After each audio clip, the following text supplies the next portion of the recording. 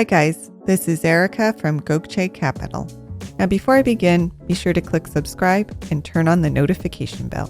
When the school day was canceled on Friday, August 25th, 2017, Crystal Byers felt a brief surge of excitement, as if she were 13 again and a snow day had just been called. She made a trip to the store to collect a few jugs of water and glanced down at her phone. "Don't you be playing with that storm," her friend had texted. "Don't worry, I'm prepared," she responded and gave her friend a thumbs up. She then settled down at home and began putting together her upcoming lesson plan as Hurricane Harvey lingered in the Gulf and slowly made landfall. By late afternoon, the rain was lashing down, but Crystal did not begin to worry until her neighborhood's drainage system, a trench on the side of the road, began to overflow, creating a small expanding lake that started to slowly crawl toward her house and yard. Hurricane Harvey had just begun, and by the time it was over, the water would be much higher. But more on that later, for as devastating as hurricanes can be, most of us will deal with flooding issues in a more prosaic way, such as when we plant a garden and find that our waterlogged soil kills our plants, or when ponding water starts to inundate our basement. So if you are dealing with soil drainage issues on your property, in today's video we're going to cover the top things you should know. Number 1, there's a simple test to check if your soil drains well. Dig a hole about 12 inches wide and at least 12 to 18 inches deep. Fill the hole with water and let it drain completely. Repeat this process. During the second run, measure the depth of water every hour for 2 to 3 hours. Well-draining soil should drop at least an inch per hour. Number 2, for gardening purposes, well-draining soil is important because plant roots need air to survive. Soil that isn't draining well is soil that is inundated with water, which means that the space between soil particles that would normally be filled with air is filled with water. This rots the roots, but it also causes surface runoff since the soil is no longer capable of absorbing additional water. Number 3, for areas that have poor drainage, you'll want to incorporate organic materials. Common options include peat moss, compost, shredded bark, or manure. This organic matter helps to absorb water and also provides a layer of loose soil that gives plant roots the air and nutrients they need. Number 4, having said this, there are also a few other strategies you can use to improve soil drainage. You can increase the diversity of plants above ground. The plant roots will break up soil, and they will also absorb some of the excess water. In a similar vein, you can keep your plants growing through the winter if you aren't already doing so. You'll want to avoid disturbing your soil with tilling or other common techniques that involve turning over the soil. This will inadvertently compact your soil, exacerbating the issue.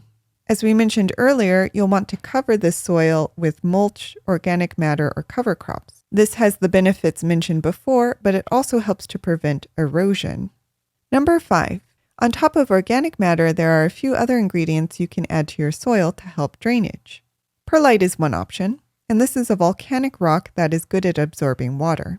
For clay soils, sand is a cheap option that can help break up the soil particles, increasing its drainage capacity. Compost and mulch we discussed earlier with organic materials. Both of these absorb water, provide nutrients, and protect the soil from further compaction. And finally, there's vermiculite, which, like perlite, is a volcanic rock that absorbs water. Number 6, if your soil is heavily waterlogged, there are a few things you can do. Now, we mentioned planting cover crops, eliminating tillage, and adding organic matter, but you may also want to consider lifting the waterlogged section so that it is higher than the surrounding area. This will prevent water from pooling.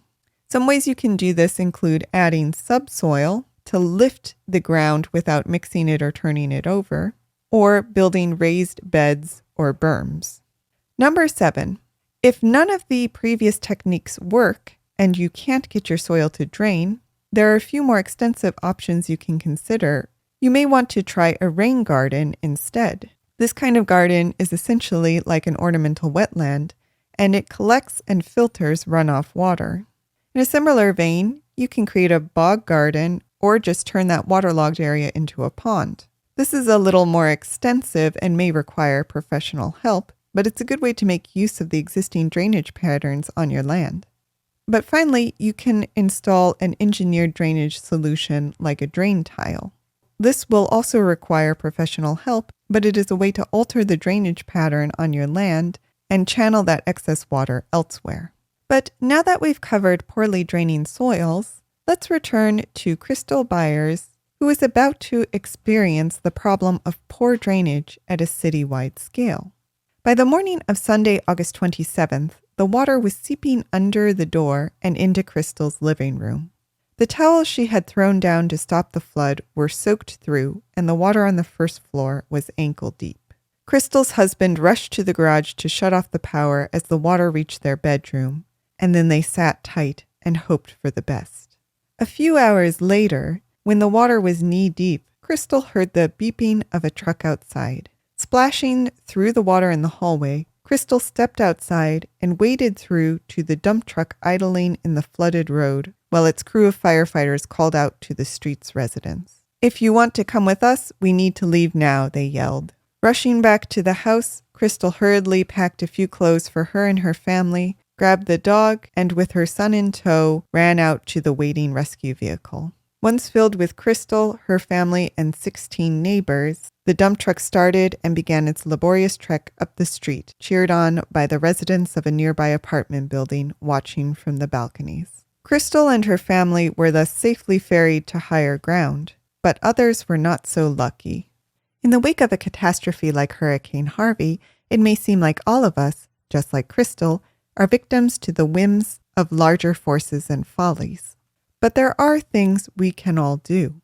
For one, making sure that your property is well drained can not only help you grow healthy plants, but also ensure you don't inadvertently cause excess flooding for yourself and your neighbors. But you can also attend local planning meetings where public infrastructure plans are discussed. After all, it is the public stormwater management system that will protect your house in the next storm. But do you have any stories about flooding or poorly draining soil? Let us know in the comments. Did you like this video? You're going to love our Gokce Land Due Diligence program. We'll make you a land due diligence expert in just 7 days. Check it out at gokcecapital.com/glad. And while you're at our website, don't forget to explore our $1 down listings at gokcecapital.com/listings. Finally, don't hesitate to reach out. You can email, call, or text, and we will respond as soon as possible. So thank you for listening, and more to come.